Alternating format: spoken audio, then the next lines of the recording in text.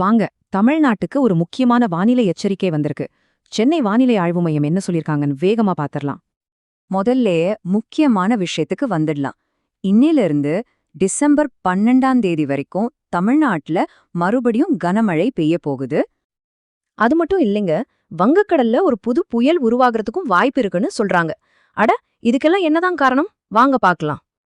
சரி, இப்போதைக்கு இந்த மழைக்கு என்ன காரணம்னு பாத்தீங்கன்னா, தென் கேரள கடலோர பகுதிகளில் ஒரு வளிமண்டல கீழடுக்கு சுழற்சி இருக்கு பாருங்க. அதுதான் இந்த இப்போதைய வானிலை மாற்றத்துக்கு முக்கிய காரணம். ஓகே, அப்போ இன்னைக்கும் நாளைக்கும் எந்தெந்த மாவட்டங்கள்ல மழைக்கு வாய்ப்பு இருக்குன்னு ஒரு லிஸ்ட் பாத்துடலாமா? இங்கே பாருங்க, எவ்வளவு மாவட்டங்களுக்கு எச்சரிக்கை விடுத்திருக்காங்கன்னு. இன்னைக்கு மட்டும் சென்னை, கோயம்புத்தூர், தஞ்சாவூர்னு கிட்டத்தட்ட 21 மாவட்டங்கள்ல மழை எச்சரிக்கை இருக்கு.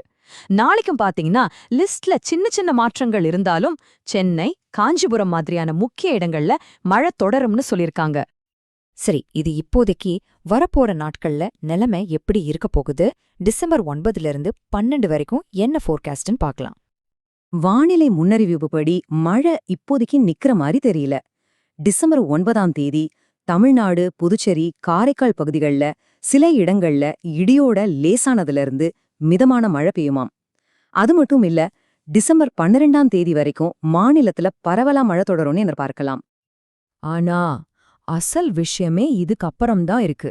இதைவிட தீவிரமான ஒரு புயல் சின்னம் உருவாக வாய்ப்பு இருக்குன்னு வானிலை ஆய்வாளர்கள் கண்காணிச்சிட்டு வர்றாங்க. அதுதான் இப்போதைய ஹாட் டாபிக். இத பாருங்க, இது எப்படி உருவாகுதுன்னு தெளிவா புரியும். டிசம்பர் 10 வாக்குல வங்கக்கடல்ல ஒரு புது காற்றழுத்த தாழ்வு பகுதி உருவாகும்னு எதிர்பார்க்கறாங்க. அது அப்படியே வலுப்பெற்று புயலா மாறுறதுக்கு நிறைய வாய்ப்பு இருக்கு.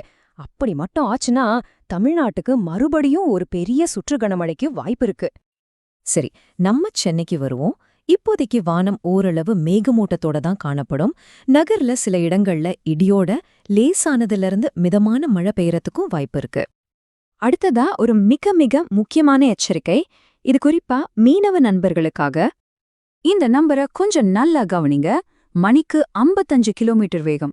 இந்த வேகத்துல சூறாவளி காத்து வீசுன்னு எச்சரிச்சிருக்காங்க. குறிப்பா டிசம்பர் 8ஆம் தேதி மன்னார் வளைகுடா அப்புறம் குமரிக்கடல் பகுதிகள்ல இந்த அதிவேக காற்று எச்சரிக்கை அமல்ல இருக்கும். அதனால ரொம்ப தெளிவா சொல்லியிருக்காங்க, இந்த பகுதிகள்ல நிலைமை ரொம்ப மோசமா இருக்கும். அதனால மீனவர்கள் யாரும் கடலுக்குள்ள போக வேண்டான்னு ரொம்ப கண்டிப்பா அறிவுறுத்தியிருக்காங்க. சரி, அப்ப மொத்தமா நம்ம கவனிக்க வேண்டியது 3 விஷயங்கள். 1, டிசம்பர் 12 வரைக்கும் தமிழ்நாட்டுல மழை தொடரும். 2, டிசம்பர் 10ஆம் தேதிக்கு அப்புறம் உருவாகிற அந்த புது புயல் சின்னத்தை நம்ம உன்னிப்பா கவனிக்கணும்.